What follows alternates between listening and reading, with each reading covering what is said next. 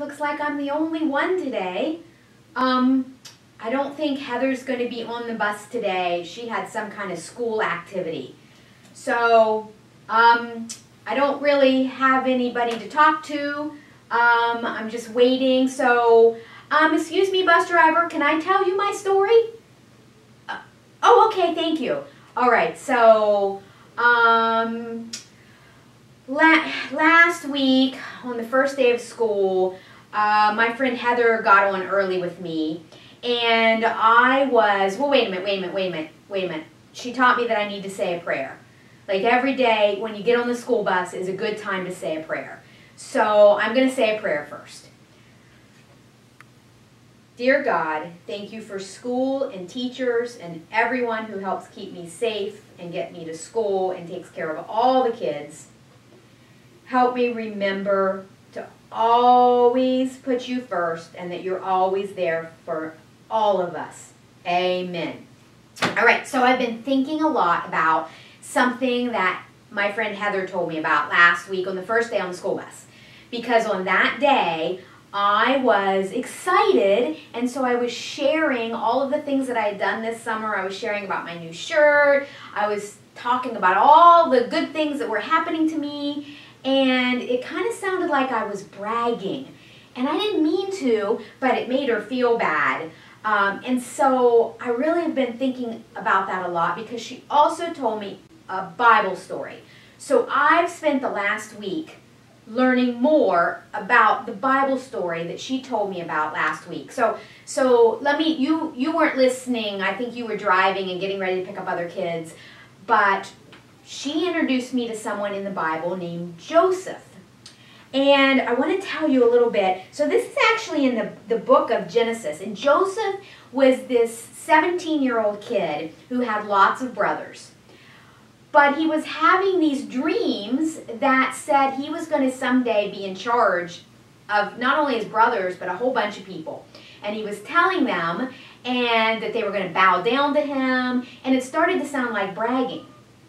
And he was his dad's favorite. That's the other part of the story. He was his dad's favorite. So his mom made him this beautiful coat. She didn't make a coat for any of the brothers. And she only made a coat for him. And so the brothers were really, they felt bad and they were jealous. And so she told me something was going to happen to Joseph. And I couldn't wait to hear from her. So I went ahead and I started reading the Bible story. And you're not going to believe it. You're not going to believe it. Not only did his brothers start to feel bad because Joseph was bragging and they were jealous, I read the story about what happens next. So I'm just gonna read it really quick to you before we have to take off to go pick up the next kid. Okay? Okay, great. All right. I brought my Bible. I kept it in my backpack and I brought it. This is from the book of Genesis, and you go to chapter 37 and you start at verse 19. And get ready. This is pretty amazing what happens to Joseph next. So Joseph went to look for his brothers, but they saw him coming, and before they reached him, they made a plan to kill him. Here comes that dreamer, they said to one another. Come, let's kill him. Let's throw him into one of these empty wells. Let's say that a wild animal ate him. Then we'll see whether his dreams will come true. Well, Reuben, that was one of his brothers, heard them. And he tried to save Joseph from them.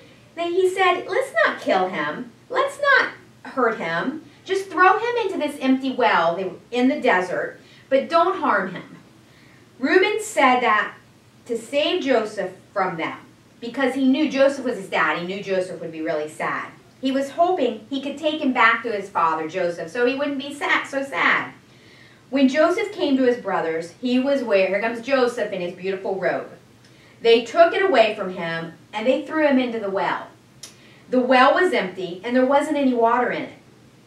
Then they sat down to eat their meal, and as they did, they saw some traders coming from a town nearby. Their camels were loaded with spices, lotions, and myrrh, and they were on their way to take them to Egypt. Judah said to his brothers, what will we gain if we kill our brother? Judah was another one of his brothers. And try to cover up what we've done. Come, let's sell him to these traders. Let's not hurt him ourselves. After all, he is our brother. He is our own flesh and blood. And so all of Judah's brothers agreed with him. So they sold him, as the traders came by, Joseph's brothers pulled him up out of the well, and they sold him to the traders for 8 ounces of silver. That doesn't sound like very much to me. Then the traders took him to Egypt. Later, Reuben came back to get him out of the well, but the well was empty, and he saw Joseph wasn't there. He was so upset he tore his clothes, and he went back to his brothers and said, "Joseph isn't in there. Now what do I do?"